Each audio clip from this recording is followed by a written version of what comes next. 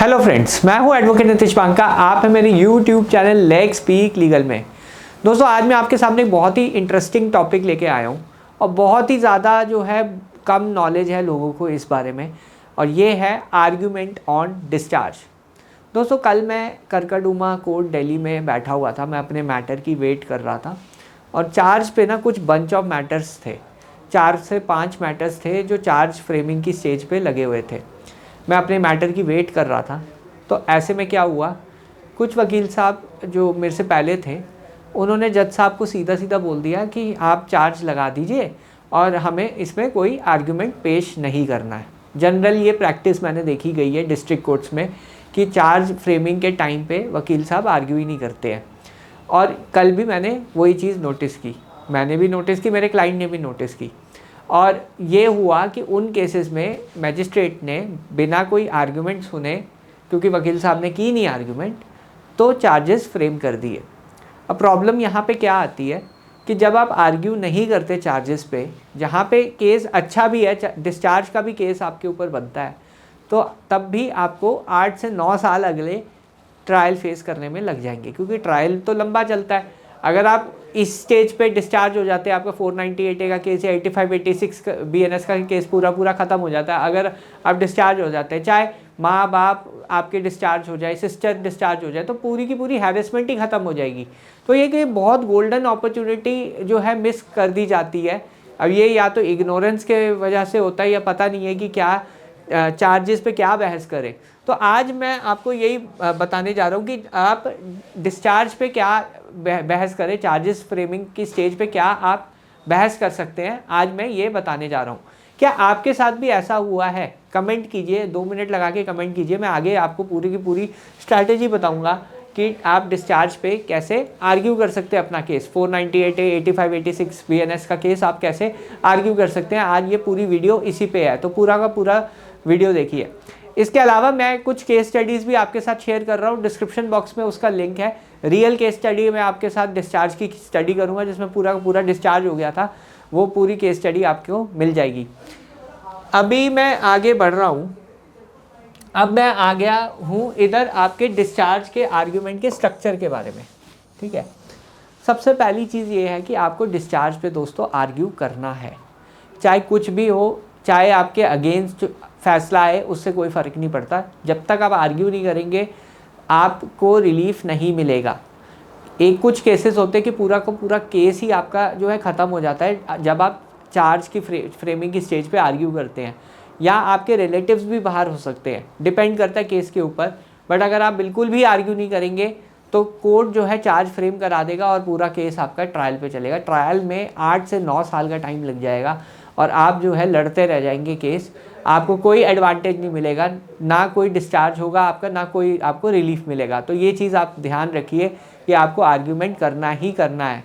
पहली चीज़ जो court consider करता है, ये मैं कुछ स्टेजेस हैं जो केस की डिटेल्स हैं जो मैं आपको बता रहा हूँ कि क्या क्या कोर्ट कंसीडर करता है जब आपके ऊपर चार्ज फ्रेमिंग की स्टेज पे केस आप लड़ते हैं।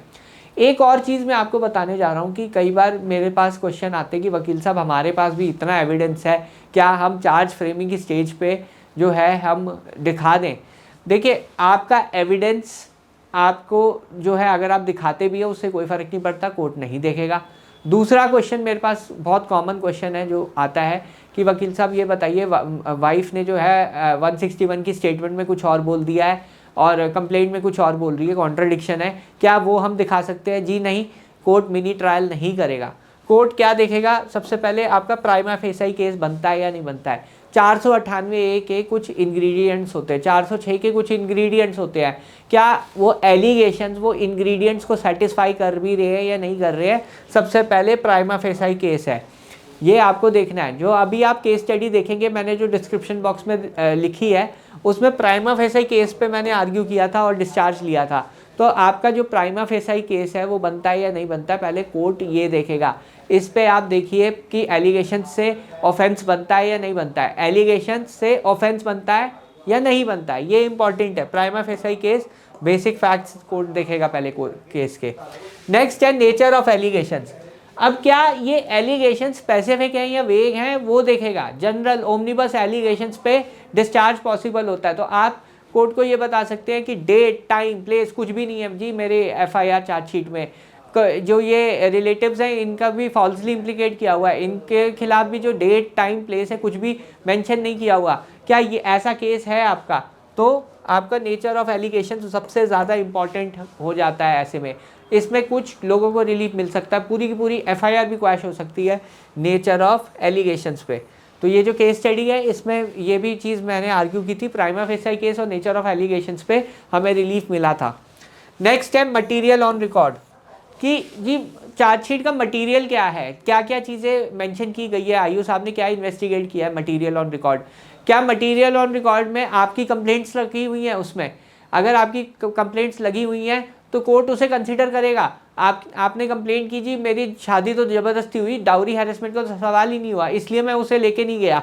अगर आपकी कंप्लेंट है तो ये मटीरियल ऑफ ऑन रिकॉर्ड भी रेलेवेंट होता है, इस ग्राउंड पे भी आपको डिस्चार्ज मिल सकता है। तो हमेशा देखिए कि चार्जशीट के साथ डॉक्यूमेंट्स क्या क्या लगे हुए हैं।